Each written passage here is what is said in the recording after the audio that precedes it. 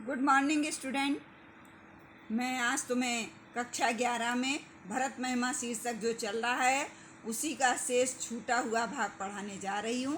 Most important paragraph है, इसको ध्यान से देखें और इसका अर्थ से संबंधित प्रश्न बना करके करें। भरतई होए न राजमद, विधि हरि हर पद पाए, कभों की कांची सीक रन क्षीर सिंधु बिनसाए। इस प्रसंग से पहले कुछ ऊपर क्रॉस का निशान लगा हुआ है। उस क्रॉस का मतलब है कि शेष भाग छूटा हुआ है। जैसे ही कोल भीलों के द्वारा भगवान श्री राम ने ये सुना कि भरत आ रहे हैं, तो भरत के आने पर राम तो बड़े प्रसन्न हो गए थे। उनके आंखों में भरत के प्रेम रूपी जल से, आंसुओं से उनकी आंखें गीली हो गई थी, उनका पूरा शरीर पुलकित हो गया था। लेकिन लक्ष्मण जी आनन फानन और क्रोध में आ गए। वो भगवान श्री राम से उन्होंने अपना धनुष बाण उठाया और भगवान श्री राम से ये प्रार्थना करते हैं, ये विनती करने लगे कि आप मुझे आज्ञा दो तो मैं भरत और शत्रुघ्न को मार्ग से आगे ही न बढ़ने दूं, वहाँ ही दोनों भाइयों को समाप्त कर दूं। क्योंकि भरत ने जो सोचा था, वो लक्ष्मण ने जो सोचा था, वो ये सोचा था कि भरत हम पूरे राज समाज या सेना के साथ आ रहा है, हम दोनों भाइयों को वन में मार करके निष्कंटक राज करना चाहता है।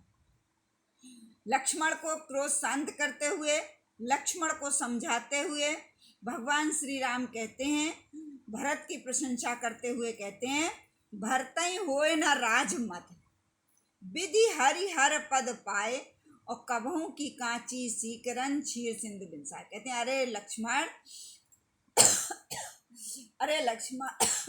भरत को कभी राजा होने का मद माने अहंकार। अरे लक्ष्मण, भरत को कभी राजा होने का अहंकार नहीं हो सकता है। कहने लगे ये तो उसे अयोध्या का छोटा सा राज मिला है। विधि हरि हर पद पाए। कहते विधि माने ब्रह्मा, हरि माने विष्णु और हर माने शंकर। पद माने स्थान और पाए माने प्राप्त हो जाए। कहने लगे अरे लक्ष्मण, भरत को ये तो अयोध्या का छोटा सा राज मिला है। कहने लगे उसे ब्रह्मा विष्णु महेश तीनों का स्थान एक साथ प्राप्त हो जाए, तब भी भरत जैसे भाई को कभी राजमद या अहंकार नहीं हो सकता। उसी प्रकार कहने लगे भरत में इतने मानवीय गुण हैं कि एक अयोध्या का छोटा सा राज्य प्राप्त करने से उसके सारे मानवीय गुण उसी प्रकार समाप्त नहीं हो सकते हैं जिस प्रकार कभों की कांची सीक रन क्षीर सिंधु विनसाए। विनसाए माने नष्ट करना होता है, क्षीर सिंधु माने क्षीर सागर, सीकर माने बूंद होता है, कांची माने खटाई की। जिस प्रकार खटाई की एक छोटी सी बूंद गिरने से क्षीर सागर नष्ट नहीं हो सकता है, उसी प्रकार भरत में इतने मानवीय गुण हैं कि अयोध्या का एक छोटा सा राज मिलने से उसको अहंकार या मद नहीं हो सकता। आगे भगवान श्री राम और कह रहे हैं भरत से, उनको समझाते हुए, तिमिर माने अंधकार होता है, तरुण माने गहन होता है, तरनई माने शूर होता है, मकु माने चाहे होता है, गिलई माने निगल जाना। यहाँ कह रहे हैं अरे लक्ष्मण, असंभव कार संभव हो सकते हैं, जो कभी नहीं हुआ है वो हो सकता है, लेकिन भरत जैसे भाई को कभी राजमद नहीं हो सकता है।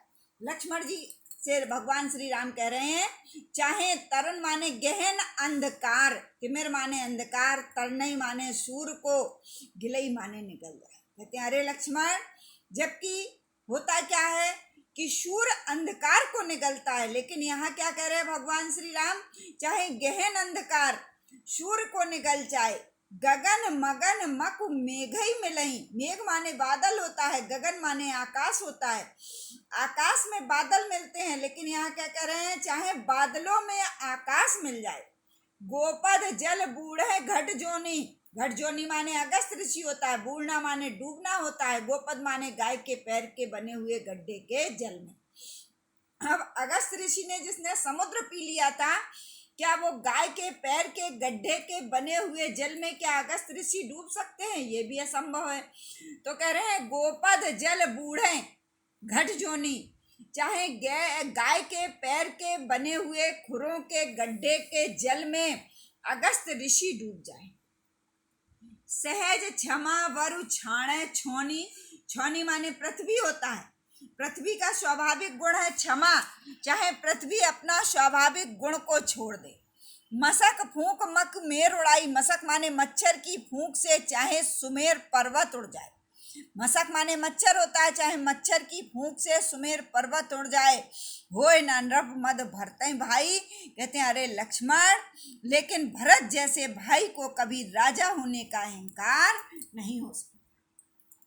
लखन तुम्हार शपथ पितु आना। कहते हैं अरे लक्ष्मण, तुम्हारी सौगंध और पिताजी की आन की तुम्हारी और पिताजी की आन की सौगंध को खा करके कहता हूँ, शुचि सुबंध नहीं भरत समाना। शुचि माने पवित्र होता है, सुबंधु माने अच्छा होता है।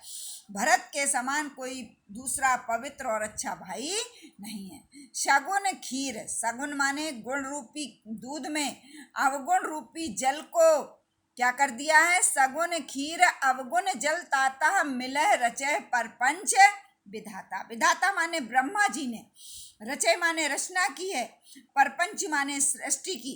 कहते हैं सगुण रूपी दूध में अवगुण रूपी जल को मिला करके ब्रह्मा जी ने सृष्टि की रचना की। सगुण रूपी दूध में अवगुण रूपी जल को मिला करके ब्रह्मा जी ने सृष्टि की रचना की है। भरत हंस रविवंश तड़ागा। रविवंश माने सूर्यवंश रूपी, तड़ागा माने तालाब में भरत रूपी हंस को जन्म देकर, सूर्यवंश रूपी तालाब में भरत रूपी हंस को जन्म देकर तीन गुण दोष विभागा, गुण और दोषों को अलग अलग कर दिया है। तहि गहि गुण तज पय तज अवगुण बारी। भरत रूपी हंस ने क्या किया, गुण रूपी दूध को तो ग्रहण कर लिया। पय माने दूध होता है, गह माने ग्रहण करना होता है, गुण माने गुण होता है। भरत रूपी हंस ने दूध रूपी गुण को तो ग्रहण कर लिया, तज अवगुण बारी, और अवगुण रूपी जल को छोड़ दिया। निज जस जगत कीन उजियारी, और अपने यश के द्वारा इस संसार को प्रकाशित किया है। भरत रूपी हंस ने क्या किया, दूध रूपी गुण को तो ग्रहण कर लिया है और अवगुण रूपी जल को छोड़ दिया है। निज जस जगत कीन उजियारी, और अपने यश के द्वारा इस संसार को प्रकाशित किया है। कहत भरत गुणशील स्वभाव। भरत के गुणों को और उनके शील स्वभाव की चर्चा करते हुए प्रेम पयोधि मगन रघुराऊ। प्रेम रूपी पयोधि माने सागर में, मगन माने डूब जाते हैं, रघुराऊ माने भगवान श्री राम। भरत के गुणों और उनके शील स्वभाव की चर्चा करते हुए भगवान श्री राम भरत के प्रेम रूपी सागर में डूब जाते हैं। कितने मिनट को? 8 मिनट।